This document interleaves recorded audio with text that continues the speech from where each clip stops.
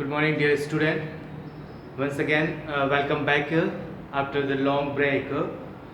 So this is our first class, and in today's class we are going to start a new chapter, the chapter number 6, that is tissue. So before starting this chapter, we'll revise once again previous chapter, that is the cell, the fundamental structures of life is that cell. So we discussed that already. We discussed in that chapter the cell means the smallest structural and functional unit of life is called what, cell. So if we recall in the organisms, these are all the organisms, living organisms are made up of water. Cell means cell is a structural and basic functional unit of life. In a unicellular organisms, there are, we already discussed about the types of organisms on the basis of number of cells. Unicellular organisms and multicellular organisms means single cell organisms, unicellular organisms. So in unicellular organisms, whole activity means the life possess all activities or all phenomena all that is performed by a single cell. For example, if you recall amoeba is a unicellular organism. So in amoeba, all the life activities, all the cellular process are taking place only single cell, like digestion, excretion, reproduction. So this all things, all activities are taken within a single cell. But if we see the another aspect, or on other hand, if we are taking the example of multicellular organisms, so multicellular organisms are made up of the billions of the cell, means body is composed of the millions of cell. So all cells, these all cells are specified for what, specified for specialized for performing a particular function. So here means the same type of cell which have the same similar structure that form one group and perform particular function, that is called water, that is called tissue. So tissue, we can define a tissue, a group of similar kind of cell or which have the same structure, similar type of structures, and perform which perform particular function is known as tissue. How can you define? Means the same kind of a cell which have this similar organization or similar structures make one group and perform particular function, that is known as what, tissue. So each specialized function is taken by a different group of cells. Since these cells carry out only a particular functions, they do it very efficiently. If we see in a human being, in human beings, the muscle cells contract and relax to cause movement. Nerve cells responsible for carrying the message from a particular or from any part of a body to the brain via spinal cord. Blood cells helps to flow, to transport oxygen, food, hormones, and waste material, and so on. Many type of a function performed by the blood. But in the case of plant, in a plant, the vascular tissues conduct the food and water, means the xylem and phloem is a group of cell which perform particular function for the cell. Xylem is responsible for carrying the water and minerals absorbed by the root, and phloem is responsible for transporting the food which is prepared by the leaf by the photosynthesis. So means tissue is the same kind or similar type of structures of cell which forms a group and that achieve a particular function, that is called water, tissue. So a group of cells that are the similar in structure or work together to achieve particular function to forms water, tissue. So very simple definition for the tissue. Tissue is a similar or same kind of a cell which have the same structure, similar structures, and perform a particular functions or achieve a particular functions. This is known as what, tissue. Now there are the two different types of tissues, animal tissue and plant tissue. Means plant body is made up of the plant tissue, or animal made up of animal tissue. So there are the two, plant tissue and animal tissues. So now next topic that the question is that whatever either means this plant tissue or animal tissue both are the same or a different type or they show the different characteristics or the different properties. So obviously the plant tissue and animal tissues are different in structures and different in function, because the nature of plants and animals are what too much different to each other. If we compare the plant and animals, plants are a stationary object, means it cannot move from one place to another places, but animal can move from one place to another places, maybe in search of food, for mating, for the shelter, or for many other purposes. They move from one place to another places, so they need water more energy, because they are not a stationary, but plant are a stationary, so they have a mostly the supportive or strength providing tissues, but animal have what the living tissues, because they can move from one place to another places. So obviously there are the many more difference between plant tissue and animal tissue. So next for example, some examples of tissues: blood, xylem, phloem, skeletal, muscles, these all are the examples of a tissue. Okay, so now next the question is that what are the difference between the plants and animal tissues, because plants and animals both are have the different in their nature and activities. Obviously both have the different nature, दोनों की activity different है, दोनों की जो we can say that the many types of the activities which can performed by only plant, that cannot be performed by the animals. So many more differences there in between the plants and the animals. So we can discuss one by one here the difference between the plant tissue and the animal tissue. First one, plant tissue. Plant tissue, they are have mostly dead and supportive tissues, therefore plant do not move, because we know that the plant is a stationary object, it can not move from one place to another places. ये एक fix जगह पे रहता है ना, ये stationery object है कि एक जगह पे है तो वो वहीं पे रहता है. तो mostly the type of tissues or the cells found in the plant body, that is what dead, and it gives what strength and support. So mostly the nature of tissues found in a plant is what supportive. What type of supportive tissues mostly found in a plant tissue. But on the other hand, if we are talking about the animals, most of the tissues are living, therefore the animals move around in a surrounding for in search of their food, for mating, for reproduction, or for the shelter. Means animal can move from one place to another places for many activities, for many work, many functions, like for the search of food, for mating, for the reproduction, and for in search of their shelter. So mostly they have which kind of tissues? Living tissues. Okay. Second hand, plant cannot move from one place to another places, so they need less energy. But as compared to the plant tissue, animal tissues need more energy, because they can move from one place to another places. For that reason, the animal tissues or animal tissue needed more energy to perform these all activities, for the searching of food, for mating, for reproduction, and for getting shelter. Next one, they have the two types of tissues. This plant tissue have the two different type of tissues: meristematic tissues, which is the dividing tissues which are responsible for the growth of plant. If we compare the growth of plant and animals, there are much more difference between the growth of plants and animals. The growth of plant is throughout the life or throughout the whole life. Means plant के case में जो plant का growth होता है वो ना पूरी life तक चलता रहता है. But in the case of animal, the growth is limited to summer period. For the summer time period है ना, एक फिक्स टाइम ड्यूरेशन के लिए टाइम पीरियड के तक उसमें ग्रोथ होता है.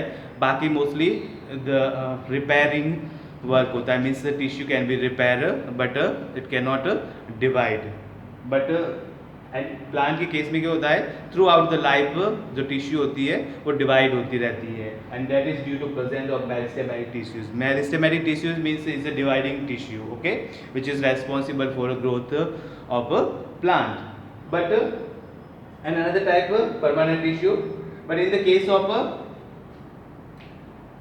animal, they have mostly the living tissues, means they have only the dividing capacity at the certain period or a certain stage.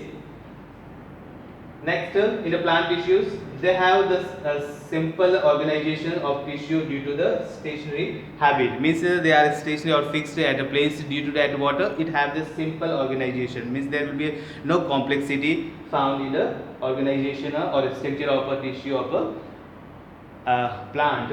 But in the case of animals only means they have only the reparative tissues. Growth is present. Means एक certain type के लिए growth होता है, उसके बाद repair होता है. Next, they have the complex organization tissues due to why, because the animal can move from one place to another places.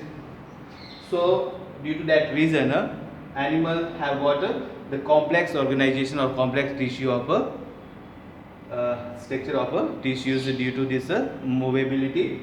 But plants are the stationary object, so due to that it has a simple organization. So these are the difference between the plants and animal tissue.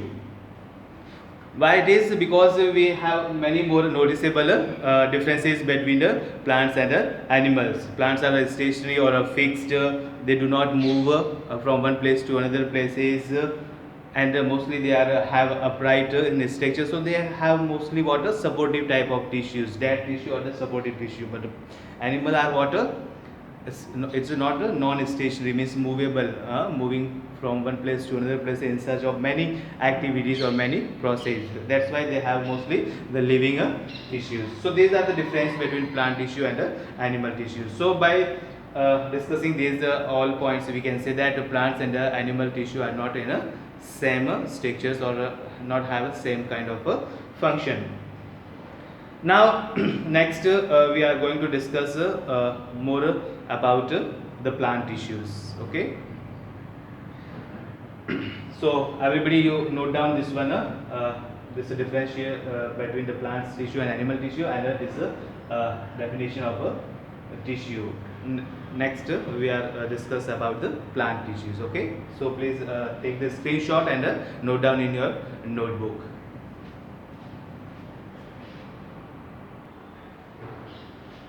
So now tissue is divided into animal tissue and plant tissue and animal tissues. So first we are going to discuss about the plant tissues. So plant tissue can be divided into the two class or two categories, that is meristematic tissues, means dividing tissues, and second one is permanent tissues. This meristematic tissue is known as what, a dividing tissue, means which have the capability to divide. It have the ability or capability to divide. So this mostly this meristematic tissue, in the case of a plant, this meristematic tissue is responsible for the growth and development of a plant, okay. So this meristematic tissues, this meristematic tissues is found where it is found mostly in the root and the shoot apexes, okay. Mostly it is this meristematic tissues, it is found root and shoot apex, okay. Mostly it is found in where, root and shoot apex. If we see the structure of plant like this, so this is called what, on the basis of based on a location. This further this meristematic tissues is divided into the three categories or three sub part, and this is based on what, location, means where it is located, what is the position or what is the location of this meristematic tissues, where it is found, or in which part of the plant it is found. On the basis of that, this meristematic tissue is further divided into three categories: apical meristematic tissues, intercalary meristematic tissues, and lateral meristematic tissues. Apical means it is found in a apical portion, means suppose that if you are taking this the plant part,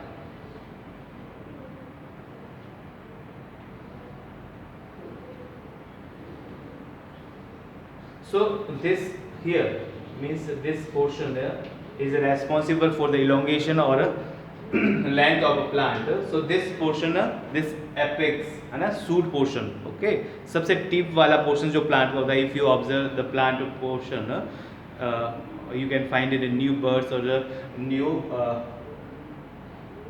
types of the cells here. This portion is called the apical portion, and here the meristematic tissue is found in this area, in this region.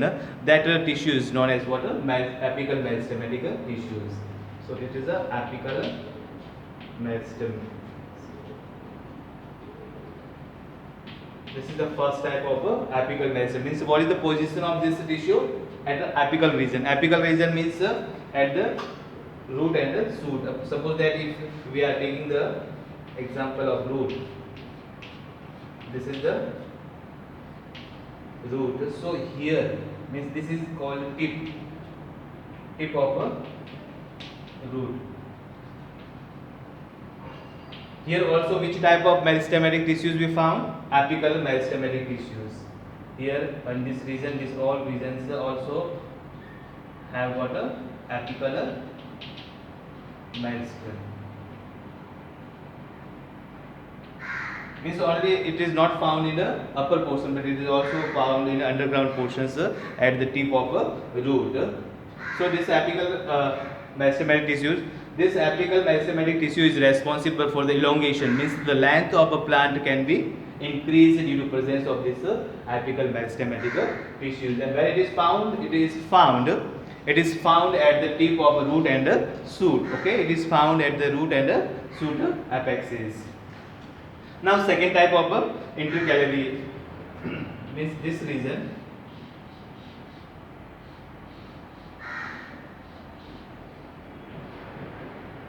This meristematic tissues is known as what? Intercalary meristematic.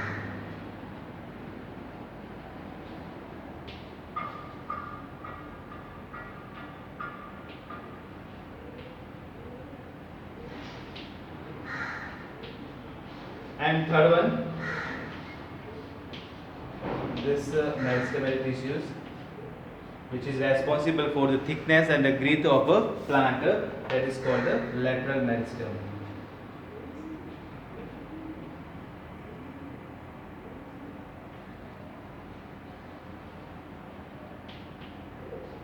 So these are the three different types of water. These are the three different types of meristematic tissues. This one, and this apical. Okay. So see in your textbook, the growth of the plants, page number 69.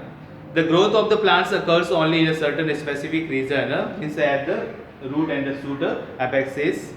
This is because the dividing tissues, also known as the meristematic tissues, this meristematic tissues is known as the dividing tissues, which have the capability or ability to dividing or division. It is located only at these points. Depending on the region where they are present, meristematic tissues are classified as apical, lateral or intercalary meristematic tissues. The new cells produced by the meristem are initially like those of meristem itself, but as they grow on mature and their characteristics slowly changed, and they became differentiated as components of other tissues. Means what? After maturity, after some time, after the growing, this slowly the characteristics of this meristematic, lateral and intercalary is changed, and it became differentiated as a components of the other tissues. Now the apical meristematic is present at the growing of tips. Where it is found? It is found at the growing tips of the stems.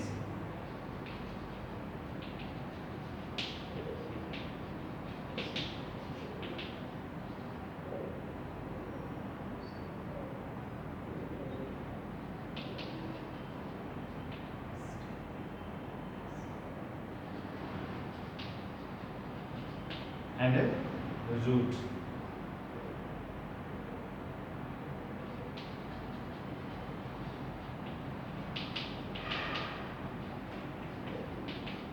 and this is responsible for what? This apical meristematic tissue is found in the growing tip of a stem and root. This stem का जो tip होता है और root का tip होता है, which is responsible for the increase in the length or for the elongations. Means plant जो बड़ा लंबाई में length में बढ़ता है, that is due to this apical meristematic tissues. Second one, this intercalary. This intercalary meristematic tissues.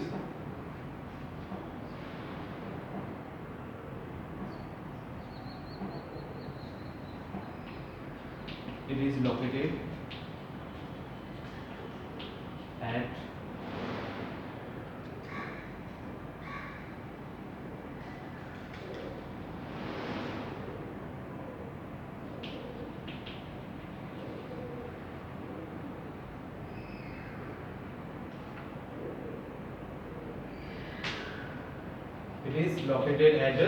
it is located near to node. And then this is the third type of lateral meristems.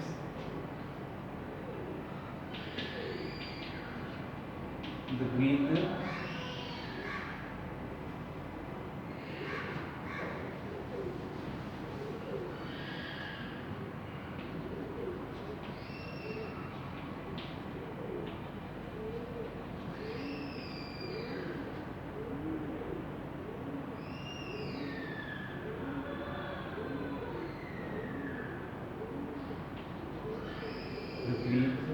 and thickness of stem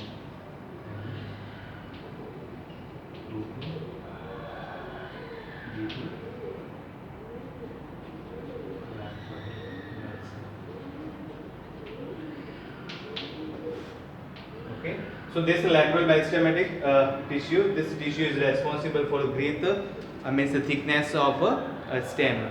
stem धीरे धीरे जिस type से ना time pass होता है तो पेड़ ना थिक होता रहता है, उसका स्टेम जो है ना मोटा होता रहता है. So this growth and thickness of the stem and root is due to the lateral meristematic tissues. This lateral meristematic tissue is also known as the cambium. This is also known as what? Cambium. So there are the three different types of meristematic tissues. So I hope you everybody you understood about this meristematic tissues. The plant tissue can be classified into two types of meristematic tissues and permanent tissues. First, this meristematic tissues, this is called the dividing. This is also known as the dividing tissues. Why it is called dividing tissues? Because it has the capability or ability to divide. So on the basis of location, means where it is located, it can be classified further in the three types. First one, this apical meristematic tissues. It is responsible for the growth of tips of root and shoot, or responsible for increase in the length. Second one, intercalary meristematic tissues. It is located at near to the node and it is responsible for the branching, and whatever the branches is released from where? From the node or internode, so that a place is responsible for a branching of a tree or a plant, and that is it is due to presence of a intercalary meristem. Third one, lateral meristem. This lateral meristem is responsible for thickness and the growth of a stem or a root. Means root जो thick होती है या stem thick होता है, that is due to presence of this lateral meristem tissues. Now next, see at the page number 70 some the characteristics of the meristematic tissues. So shall I rub this one? And here I am writing some characteristics of meristematic tissues. This meristematic tissues, okay.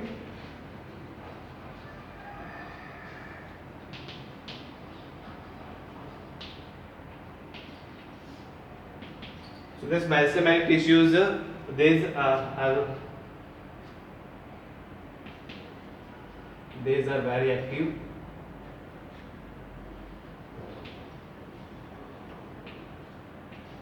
these are very active.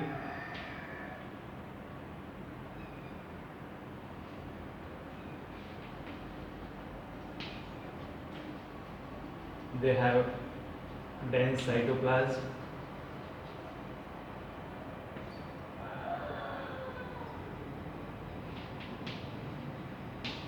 Thin cellulose.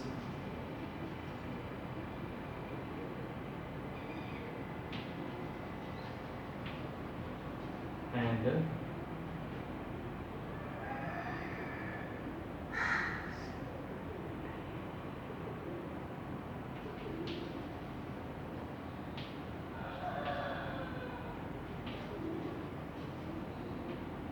prominent nuclei.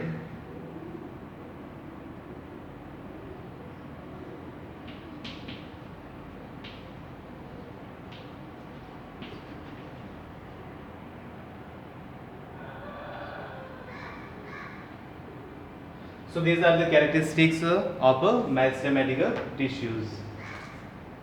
Means these are the properties or characteristics of meristematic tissues. These meristematic tissues, these are very active. They have the dense cytoplasm, means the cytoplasm which is found in this type of tissues is a dense type of fluid type, dense liquid. They have the thinner cellulose walls, means the wall is surrounded or covered by the cellulose, but it's become a thin, and it have the prominent large nuclei, means you can see the nucleus in very clearly in a prominent form, or last one the lack of vacuoles, means generally the vacuoles are absent, means bag-like structures are absent. So this is all about this plant tissue or about the meristematic tissues. So, and this meristematic tissues are divided into these three types, and these are the characteristics of meristematic tissue, and these are the location of meristematic tissues in the plant part. So I think for today is enough. In next class we are discuss about the permanent tissues, means how this permanent tissue is formed, and what are the different types of permanent tissues. Okay, so everybody you note down this one in your notebook, and regarding this if you have any doubt, any problem, you can ask to me your doubts and your questions through the WhatsApp. Okay, now one more thing, I go through your half yearly paper, and I mostly found that you are not wrote the answer which is given by me. You can write or you copy the answer from the Google, so this is not a good, because that is not a specific or not a answer which is given in your textbook. You have to write it your answer according to your textbook. That is not that you wrote the answer in the half yearly exams. That is the another level. That's not your textbook level. So please be these things kept in your mind. Please don't repeat this type of things. You have to write the answer according to your textbook. Okay, what the level is given in your textbook, that type of answer you have to write it. Okay, have a nice day. Thank you.